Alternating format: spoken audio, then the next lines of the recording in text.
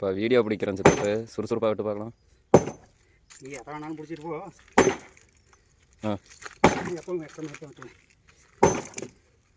என்ன சித்தப்பா இப்படி சொல்லிட்ட? நீ சொன்ன ஒரு வார்த்தையால் வியூவர்ஸ் மனசு கஷ்டப்பட போகுது. எடிட்டிங்கில் கட் பண்ணுறா? கட் பண்ணி போட்டால் நல்லா இருக்காது சித்தப்பா. ஏப்பா நீ வெட்டினாலும் எடிட்டிங்கில் கட் பண்ணுற? அது அப்படித்தான் சித்தப்பா. அது எங்களுக்கு பாட்டு அவனுக்கு பாட்டு இருப்பான்.